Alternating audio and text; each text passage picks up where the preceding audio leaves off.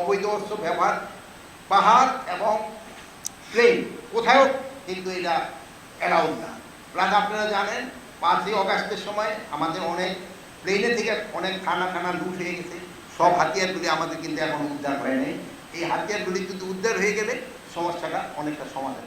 চাঁদাবাজি বন্ধের ব্যাপারে আইন শৃঙ্খলা বাহিনীর কাছে কঠোর নির্দেশ দেওয়া হয়েছে। কোনো চাঁদাবাজি ছাড় দেওয়া হবে না, সে যত বড় টাই স্যুট পরা হোক না কেন।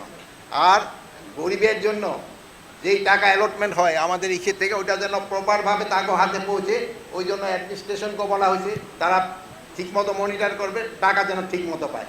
এখানে কোনো অবস্থায় কোনো রকমে এই দুর্নীতি টলারেট করা হবে। আইন শৃঙ্খলা পরিস্থিতি কেউ হাতে নিলে তারও কিন্তু আমরা ছাড়বো না। আইন শৃঙ্খলা বাহিনীর কাছে যদি কোনো রকমের কারক সমস্যা থাকে, আইনের দরকার হলে আইন শৃঙ্খলা বাহিনীর কাছে যাবে, সিভিল অ্যাডমিনিস্ট্রেশন আছে তাদের কাছে যাবে। বাট তার নিজেরা এরকম করবে না। ওই যে বললেন, দেখবেন ওই যে কোন জায়গায় জানি বললেন যে বন্দুক, দেখবেন ওইটাও দেখবেন দেখা চাঁদাবাজির জন্য হচ্ছে। ওই যেমন ভাইও আমার সাথে, ওইটাও কিন্তু চাঁদাবাজির জন্য।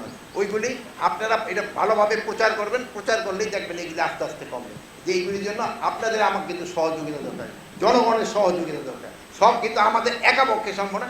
আমরা যদি জনগণ এবং আপনারা মিলে যদি আমরা একটা কাজ করি, এটা আমরা একদিন অবশ্যই সফল হব। এই ভারতীয় মিডিয়া কিন্তু মিথ্যা সংবাদে কিন্তু গুজবে কিন্তু ওনারা রটাই দিচ্ছে। ওনারাও কয়েকটা মিডিয়া আছে, তাদের কাজ হলো শুধু গুজব রটানো। আপনাকেও আমি অনুরোধ করবো, আপনারা এই কারেক্ট সংবাদ দিয়ে এই গুজবটাকে হটাতে হবে। আপনারা কিন্তু এই অনেক ভালো ভালো সংবাদ দিয়ে কিন্তু ওদের কিন্তু মুখ আস্তে আস্তে বন্ধ করে আনছে।